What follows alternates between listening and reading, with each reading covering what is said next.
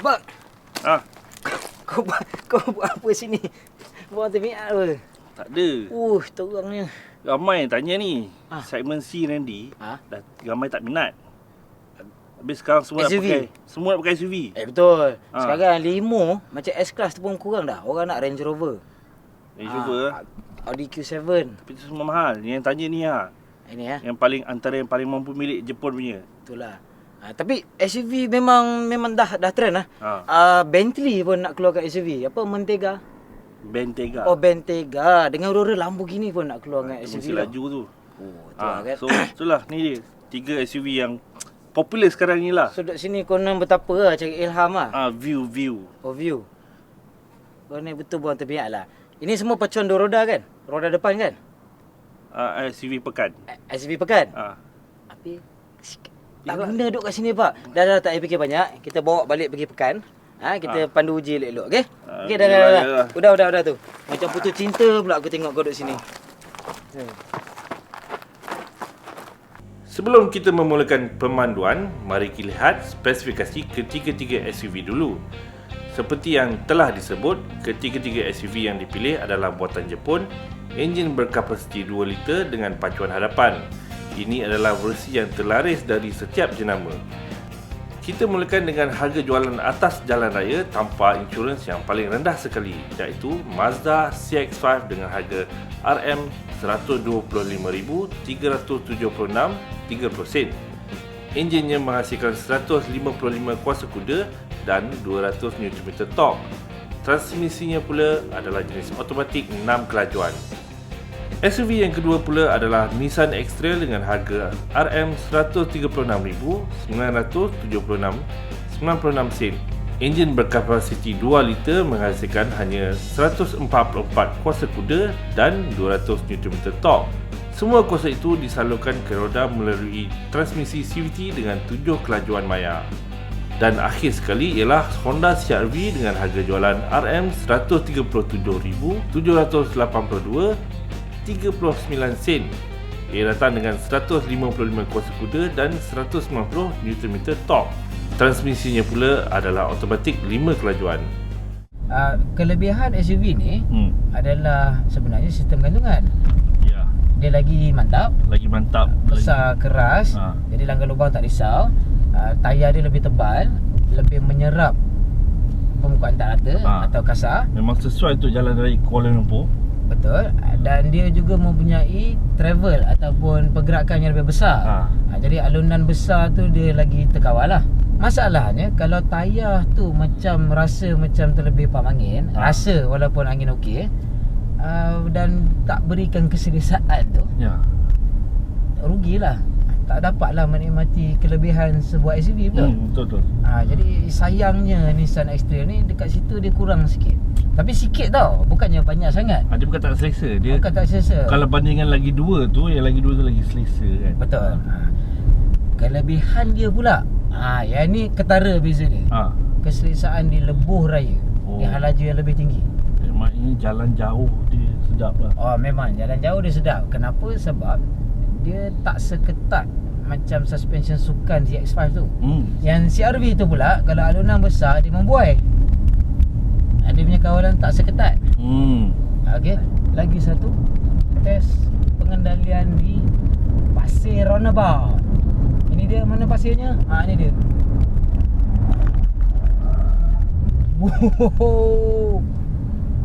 Jadi pembetulan tak banyak sangat, tapi dia punya aksi daripada kereta itu sendiri sangat jelas apa yang dilakukan. Ini best. Tangkap gambar Pak, tengok. Ini paling best. Bird's eye surround view.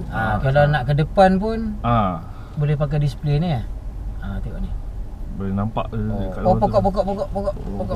Senang nampak. Okey. Ni pokok. Baguslah Pak. Kalau tengah bergerak Pak, kereta yang mana yang paling lawa? Nissan kan? Mazda ni banyak kereta Mazda yang lawa. Yang CX-5 ni macam tak siap lah. Dia nampak macam pendek sangat. Mana dia pasir tu? Kat sini. Laju sikit. Kawasan pasir. Dia Lebih drama. Banyak jugalah drama dia. Boleh rasa dia membreak dan dia kurangkan kuasa enjin. Jadi itu saya cakap, kereta ni dia cengkaman dia rata antara 4 tayar kan. Sebab tu bila kena pasir tadi, tayar belakang pun boleh buang. Faham tak? Sebab tayar belakang pun ada beban. Yang mana lagi senang kontrol? Kalau ikutkan kawalan dari segi kita yang nak mengawal, yang ni lagi senang. Mazda lah. Mazda kalau kita yang nak mengawal. Sebab yang ni memberikan kawalan kepada kita melalui steering, pedal dan maklum balas. Okey. Jadi sebagai pemandu tegar, yang ni lebih memberikan kita kepuasan dan kawalan ketepatan yang kita nak. Yang ini dengan modulo punya kit Honda CR-V ni memanglah nampak gemas sikit, tapi macam terlebih kan? Macam tertambah-tambah. Exhaust sebesar ujungnya. Exhaust macam dengan buluh. Kursi dia ni satu-satunya yang tak ada leather. Dia tak ada leather seat. Tapi dia ada lambar support. Ada lambar support. Lambar support tu untuk ni untuk bahagian belakang yang bawah. Itu penting sebab sebenarnya badan kita melentik. Bukan mak aja melentik tau. Jadi Nissan ada zero gravity seat. Dengan leather lagi. Tapi yang ni sebenarnya lagi supportive kan? Betul. Tu yang pelik. Yang ni satu-satunya yang fabric. Nissan punya satu-satunya yang mechanical, yang manual. Pengendalian macam mana? Kita tengok tadi Pak cakap first impression lah, body roll tak banyak kan. Saya tahu kenapa. Tempat duduk kereta ni paling rendah antara ketiga-tiga. Betul. Itu juga yang membuatkan dia mudah masuk keluar. Tapi dashboard pun rendah. Mari kita cuba sikit tengok dia punya traction control. Testing traction control kita kan. Tekan sikit. Ni kawasan pasir ni.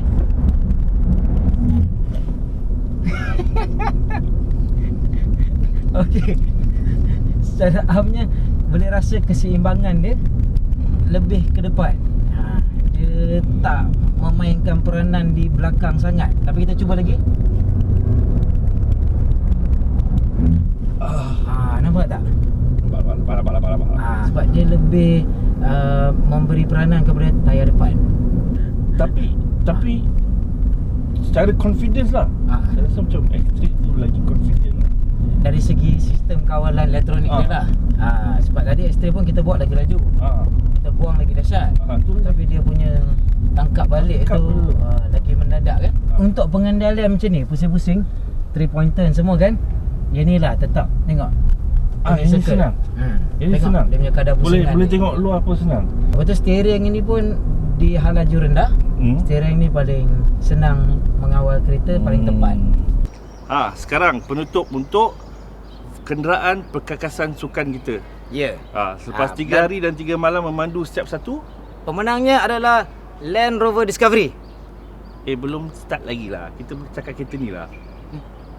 Yalah, Land Rover Discovery lah menang. Sebab dia mempunyai 7 tempat duduk macam X-Trail.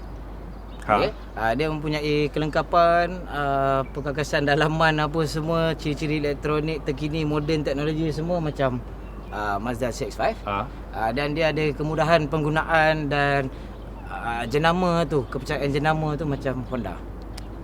Jadi Discovery lah yang menang. Salah rancangan tu, kita kena pilih 3 ni lah. Ini juga.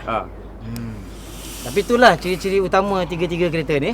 Dan untuk itu kita terpaksa ketepikan Honda HR-V dulu. CR-V. Nampak tersasul kan, sebab CR-V pun sebenarnya bukan tak popular macam HR-V ataupun City. Bukan antara model yang hangat sekarang kan. Tapi ia tetap menjadi pilihan untuk orang yang yakin dengan jenama Honda dan yakin dengan dealer network dan service network Honda yang terbesar antara tiga-tiga ni. Teknologi enjin yang dua ni dah pun menggunakan yang terkini, Skyactiv system untuk Mazda dan twin CVT-C engine dan CVT gearbox transmisi dalam X-Trail ni. Penjabatan minyak tu banyak beza antara yang generasi baru engine ni dengan yang generasi lama, sebab facelift Honda tak bawa yang Earth Dreams punya teknologi. Thailand dapat. Pasaran lain pun dapat. Tapi tak tahu kenapa Honda Malaysia tak bawa Earth Dreams teknologi untuk pasaran kita. Dari segi kuasa pun macam cakap, atas kertas dia bukan paling rendah. Tapi bila bawa, dia yang paling macam tak bersemangat. Tak semangat. Yang enjin rasa yang paling semangat Nissan. Tapi saya rasa tu bukan sebab enjin. Transmisi dia. Transmisi dia paling bagus lah untuk keseluruhan. Nak prestasi, nak keselesaan, nak penjabatan minyak, nak respon. Dia inilah keselesaan pun. Keselesaan. Semua kan. Dari segi itu kita terpaksalah ketepikan dulu Honda ni. CR-V. Sayang sekali sebab ni dah lama menjadi kayu ukur standard. Standard yang untuk orang pandang SUV pekan. SUV pekan. Satu, dia punya kelebihan yang paling utama. Kemudahan penggunaan dia. Ya. Dalaman dia yang ruang paling besar yang dan paling praktikal. berguna. Praktikal. Dia masuk tekan butang jalan. Jadi dari segi tu Honda tetap Honda lah packaging dalaman dia. Tapi itulah, tepikan dulu. Jadi antara ni dua, macam mana? Dari segi kepentingan penumpang dalam dan X-Trail, ada aircon untuk orang belakang. aircon nombor satu. Tengah-tengah lah kan. Untuk ni orang belakang. Mazda tak ada. Tempat duduk 7. 5/2. Kalau saiz macam saya okey lah. Kerusi tengah dia boleh gerak ke depan ke belakang. Jadi boot space tu kita boleh tambah kalau perlu kan. Ya. Tapi legroom kuranglah sikit. Lepas tu boot dia pun kecil sikit pada CX-5 sebab dia ada kerusi belakang tu yang dia lipat, yang baris ketiga tu. So bila dia lipat, dia punya boot tu tinggi sikit. Dia macam menaik. Tayar juga main peranan. Honda, CR-V dan Mazda pakai Goodyear Wrangler. Cengkaman dia lagi senang untuk dijangka. Dia punya keselesaan dan bunyi pun lebih senyap. Betul. Cakap pasal bunyi, Mazda ada satu kekurangan yang ketara. Dia punya kedap bunyi untuk angin ataupun bunyi luaran sangat bagus, top. Tapi dia punya kedap bunyi untuk bawah tu, dekat dia punya wheel arch tu dan undercarriage tu, kalau ada batu-batu ternaik ke apa ke, macam memang kosong jelas sikit. boleh dengar. Kelengkapan dalaman, dia punya aksesori tambahan semua tu Mazda top. Lampu pun boleh gerak. Cornering lights. HID lagi. HID. Yang ni halogen. Ni halogen saja. Lepas tu dia ada integrated system multimedia tu, bukan untuk audio visual saja. Dia juga vehicle system pun kita boleh laras sekali dengan dia punya multimedia display yang tengah tu. Untuk alam walkaway lock kan. Walkaway lock. Lepas tu dan beberapa perkara lagi lah. Jadi dekat situ kita rasa macam dia lagi menyeluruh. Dia punya sebab sistem X-Trail ni dia tambahan. Macam rasa macam tambahan kan. Walaupun dia ada surround view yang best. Memang best. Mazda ni dia rasa tegak bukan setakat dari pemanduan. Bila kita sentuh semua barang, sekali imbas nampak dia punya dalaman macam agak asas. Tapi sebenarnya dia bukan simple, dia bukan sederhana. Dia asas tapi mutu yang sangat tinggi. Dia macam kereta Mak Saleh lah. Macam kereta Mak Saleh, Continental sikit. Macam mana pun Bak kata tetap ambil X-Trail. Sebab SUV, pekan, family. Nak bawa barang banyak ke, yang tu paling sedap. Lepas tu nak balik kampung jalan jauh, atas highway dia paling selesa. Dan boleh isi lagi ramai orang. Malangnya. Dia kekurangan airbag. Yang ni ada 2 sahaja. Honda ada 4. Yang ni ada 6, termasuk side dan curtain airbag. Yang penting side dan curtain airbag ni bukan apa. SUV ni kenderaan yang tinggi. So center gravity dia senang boleh bergolek. Dia boleh tergolek kalau dia tak langgar. macam kereta. Jadi curtain airbag tu sangat penting. Dia tampung pula dengan kawalan keselamatan elektronik. Yang Nissan nampak macam dia cover sikit kat situ lah. Tapi masih tak cukup untuk sebab kemalangan ni bukan sebab kita saja. Kadang-kadang lori tersapu. Kesimpulannya, sekali lagi, pemenangnya Land Rover Discovery. Bukan. Dia kena pilih 2 ni. Hang pilih yang mana? Kan? Salah. Safety kan? Tapi kalau Nissan X-Trail ni boleh tambah airbag. Tambah airbag? Dia boleh tambah ciri-ciri kelengkapan lagi. Ada yang kurangkan harga sikit. Permintaan yang tinggi tu. Kita ambil extend.